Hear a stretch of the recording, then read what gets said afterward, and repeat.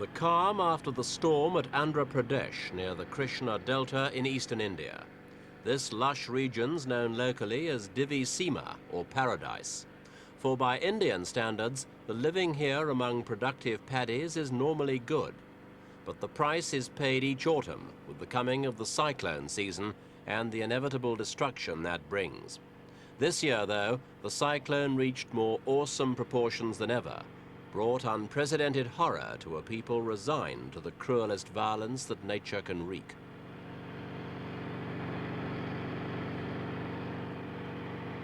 It started with an angry storm far out in the Bay of Bengal. As it steadily swirled its way across the sea, Madras radio flashed dozens of storm warnings to the villagers throughout the region of Andhra Pradesh. But there was nowhere to shelter, nowhere to run, so pathetically little they could do to prepare. The wind raced 10 miles inland across the unprotected plains and paddies, whipping up pace till it roared in at 120 miles an hour. With it came a monstrous tidal wave 18 feet high. Nothing directly in its path stood a chance. Those who lived survived by luck alone. 8,000 didn't, making it the worst disaster of its kind to hit the subcontinent for a century.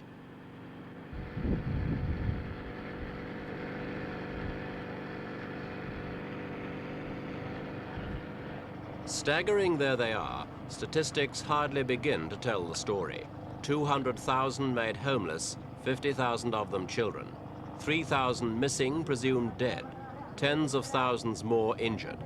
The scale of human suffering has been appalling. People with so little to lose lost everything they'd had.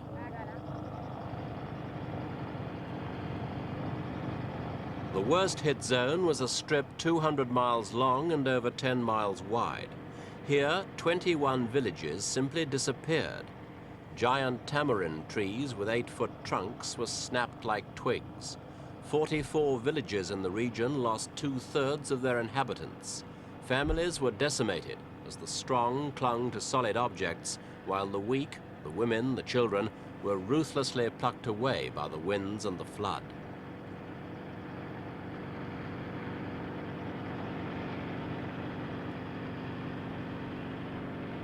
In one typical 50-square-mile area, all food supplies have been contaminated. And worse, vast tracts of farmland have been salinated by the tidal wave. It will be 3 years at least before the land can be planted again with rice. In fact, the cyclone could not have come at a worse moment, for a bumper rice crop that was just about to be harvested now lies flattened beneath sheets of water. It ruined in all 1.5 million acres of paddy, cotton, banana and tobacco, tragically stealing away livelihoods as well as lives. The fishermen of the Delta, too, will take time to recover.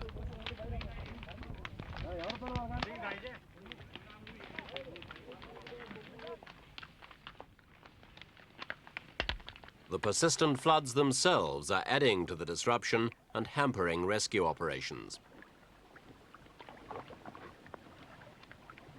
Normally, the region can expect 36 inches of rain a year. In 8 hours alone during the cyclone weekend, there was a deluge of 16 inches, conditions that would swamp even the best drainage systems in the world.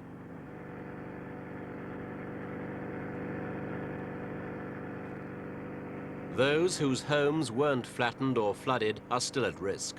They need fresh water, food and vaccine. For the fear now is that typhoid, cholera and starvation will claim a further toll. The stricken villagers are too shocked, too weak and ill-equipped to help themselves, but aid is on the way from outside. The Army Engineer Corps is to build thousands of new homes. The British government alone is donating over £250,000 in relief, while charity organisations worldwide have swung into action. The relief teams are meeting a grisly scene. Each day, more corpses are coming to light in their hundreds. In addition, over 250,000 cattle and buffalo have perished.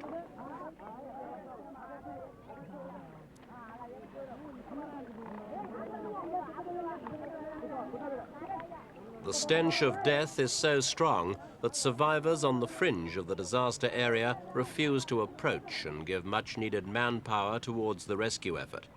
Some bodies have been hastily thrown in the river, so increasing the risk of cholera.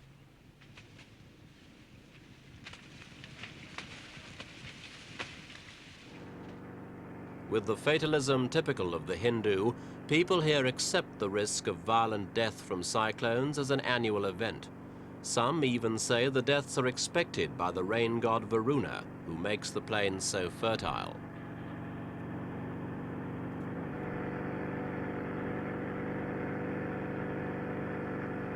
This year, the rain god Varuna will not go unsatisfied. Funeral pyres dot the stricken landscape. Dry wood for cremation has to be brought from 20 miles away. But when the wood runs out, the dead are burned less ritualistically with petrol or paraffin.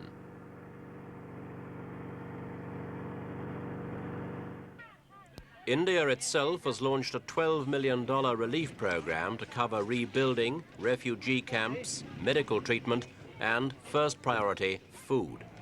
Helicopters of the Indian Air Force airlift rice and milk to outlying pockets of the homeless and to hamlets isolated by floodwater or lack of transport.